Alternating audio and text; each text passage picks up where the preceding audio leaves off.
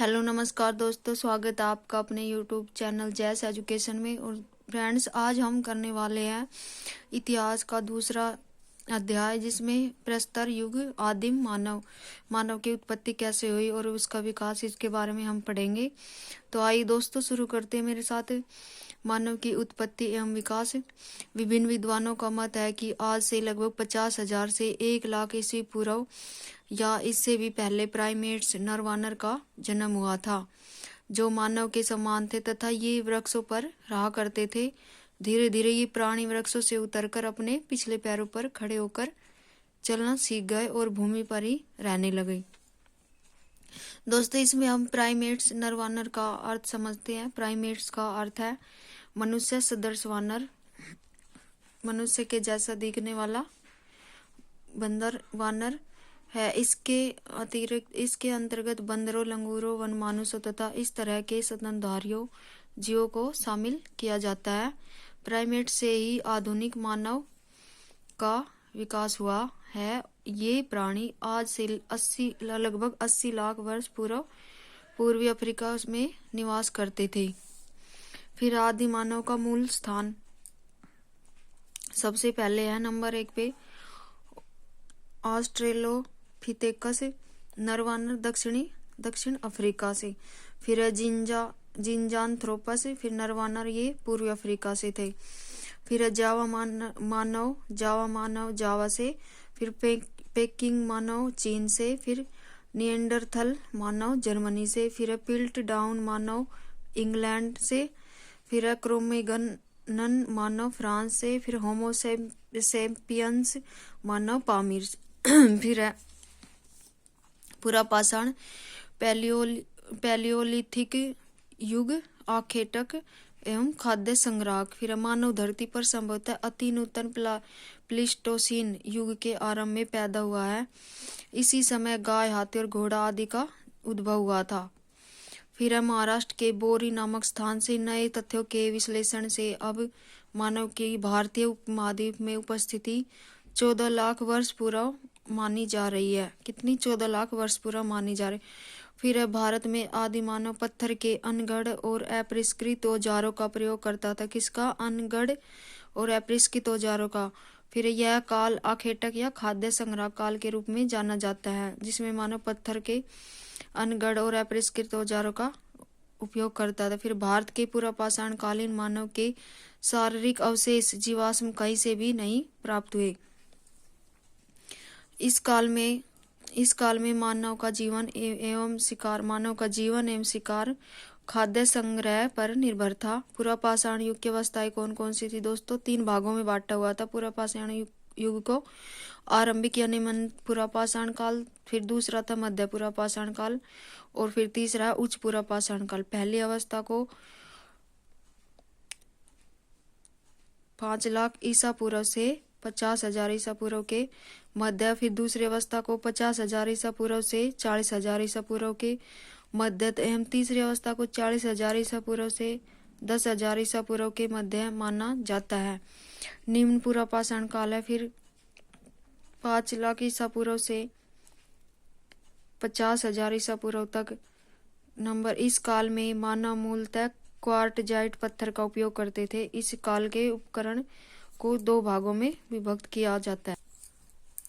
पुरापाषाण कालीन स्थल दोस्तों ये है मिर्जापुर, लोहदा नाला, उत्तर प्रदेश के मिर्जापुर की बेलन घाटी से पशुओं के अवशेष मिले। फिर नेवासा चिरकी, महाराष्ट्र में नेवासा के निकट चिरकी में हस्त, कुल्हाड़ी, खुरचनी व बेधक पाए गए हैं। फिर पलवरम, अतिरपकम, फिर गुड़ियाम। इसमें 1863 में सर्वप्रथम रॉबर्ट ब्रूस फुट ने मद्रास के निकट प्रथम हैंड एक्स प्राप्त किया था। भारत में पुरापाषाण युगीन सभ्यता का विकास प्लीस्टोसीन काल हिमयुग में हुआ। इस काल में पृथ्वी की सतह बर्फ से ढकी थी। फिर इस काल में औजारों का प्रयोग होमो इरेक्टस था। क्या था? होमो इरेक्टस था। फिर नंबर 1 चॉपर चोपर चोपिंग पेबुल संस्कृति। इस संस्कृति से संबंधित उपकरण सर्वप्रथम पंजाब की सोहन नदी घाटी से प्राप्त हुए हैं। इस कारण इसे सोहन संस्कृति भी कहा जाता है। नंबर 2 है हैंड एक्स संस्कृति। इसके उपकरण सर्वप्रथम मद्रास आधुनिक चेन्नई के समीप बाद मदुराई तथा अतिरपक्कम से प्राप्त किए गए हैं। इसे मद्रास संस्कृति भी कहते हैं। सर्वप्रथम आग का प्रयोग करने का प्रमाण इस काल में चीन के चाओजू कोजियन गुफा से प्राप्त होता है। किससे? चाओजू कोजियन गुफा से प्राप्त होता है, लेकिन उस समय आग का प्रयोग नियमित नहीं होता था। सर्वप्रथम रॉबर्ट ब्रूस फुट अंग्रेज भूवैज्ञानिक एवं पुरातत्ववेत्ता ने 1863 ईस्वी में मद्रास के पास पल्लवरम नामक स्थान से प्रथम हेड एक्स हाथी की कुल्हाड़ी प्राप्त की थी। आरंभिक पुरापाषाण युग के स्थल पाकिस्तान में स्थित पंजाब की सोहन या सोहन नदी की घाटी में भी पाए जाते हैं। पुरापाषाण युग के क्षेत्र का वर्गीकरण। नंबर 1 निम्न पुरापाषाण काल, मध्य पुरापाषाण काल, उच्च पुरापाषाण काल।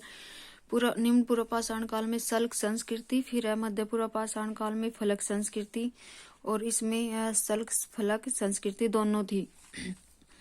सल्क संस्कृति को 2 भागों में बांटा गया, सोनी घाटी, फिर दूसरी है बेलन घाटी। सोहन घाटी के पाकिस्तान में है, ये मिर्जापुर में बेलन घाटी। फिर है फलक संस्कृति, सोहन घाटी, बेलन घाटी, नर्मदा घाटी, तुंगभद्रा घाटी। इसको 4 भागों में। फिर है सल्क फलक संस्कृति को हमने बेलन घाटी, छोटा नागपुर पठार, मध्य भारत, गुजरात, महाराष्ट्र, कर्नाटक, आंध्र प्रदेश आदि भागों में बांट दिया है।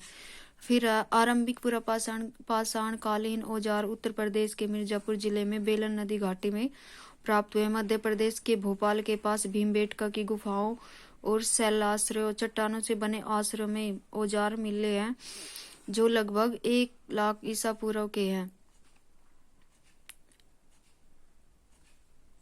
मध्य नर्मदा घाटी के हथनोरा होशंगाबाद से एक मानव की खोपड़ी मिली, भारत का एकमात्र मानव जीवाश्म है।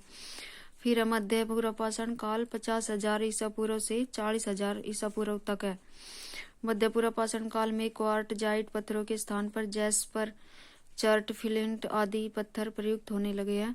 फलक उपकरण की प्रधानता के कारण इस काल को फलक संस्कृति की संज्ञा दी जाती है। फलक एक प्रकार का औजार होता है जिसे पत्थर को तोड़कर बनाया जाता है। क्या होता है? औजार होता है जिसे पत्थर को तोड़कर बनाया जाता है। मध्य पुरापाषाण युग में मुख्यतः पत्थर के फलकों से बनी वस्तुओं का उपयोग होता है। इस युग के मुख्य औजार फलकों के बने विविध प्रकार के फलक, वेदनी, छेदनी और खुरचनी थे। इस काल में कुत्ते को पालतू बनाया गया तथा श्रृंगार साधनों का प्रयोग होने लगा। उच्च पुरापाषाण काल 40,000 ईसा पूर्व से 10,000 ईसा पूर्व तक। इस युग के उपकरण ब्लेड की तरह पतले व धार युक्त होते थे। उच्च पुरापाषाण अवस्था के विश्वव्यापी संदर्भ में 2 विशेषताएं हैं: नए चकमक उद्योग की स्थापना और आधुनिक मानव का उदय। आधुनिक मानव को क्या बोलते हैं? होमो सेपियंस। फिर मध्य युग के स्थल मध्य प्रदेश में आदमगढ़, भीमबेटका, बौद्धौर। आदमगढ़ होशंगाबाद में, फिर भोपाल के समीप भीमबेटका, सिद्धि के समीप बौद्धौर। फिर राजस्थान में बागौर, भीलवाड़ा। यूपी में है माधा या मधा बोलते हैं इसको, सराय नहार राय। दूसरा फिर मेजा के समीप, ये प्रतापगढ़ के समीप सराय नहार राय। फिर बिहार में पायसरा, मुंगेर के समीप।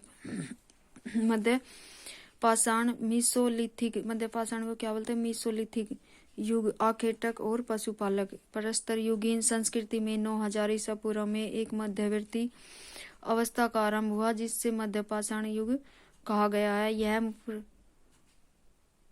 यह पुरापाषाण युग तथा नवपाषाण युग के बीच का संक्रमण युग है।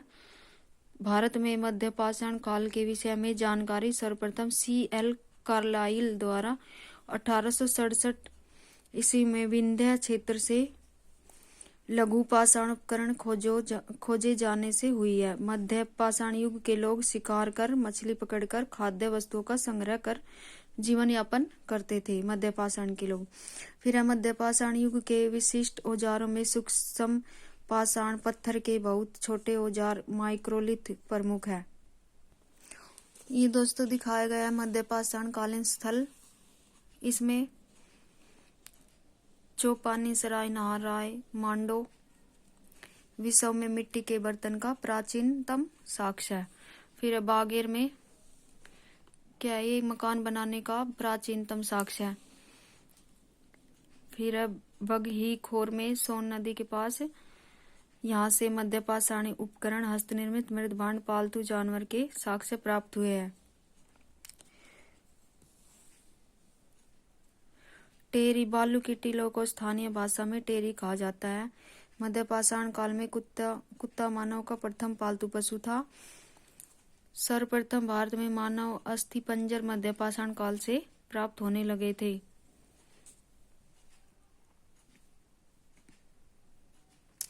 मध्य पाषाण स्थल राजस्थान, दक्षिणी उत्तर प्रदेश, मध्य और पूर्वी भारत में अत्यधिक मात्रा में पाए गए हैं। इसके अतिरिक्त कुछ स्थल दक्षिण भारत में कृष्णा नदी के दक्षिण में भी पाए गए हैं। भारत में मानव अस्थिपंजर मध्य पाषाण काल से ही प्राप्त होने लगे थे। भीलवाड़ा जिले में कोठारी नदी के तट पर स्थित बागौर भारत का सबसे बड़ा मध्य पाषाणिक स्थल है। मध्य प्रदेश में आदमगढ़ और राजस्थान में बागौर पशुपालन के प्राचीनतम साक्ष्य प्रस्तुत करते हैं, जिसका समय लगभग 5000 ईसा पूर्व हो सकता है। फिर आगे दोस्तों नवपाषाण काल, इसके बारे में हम कल पढ़ेंगे। धन्यवाद, आज के लिए इतना ही। धन्यवाद।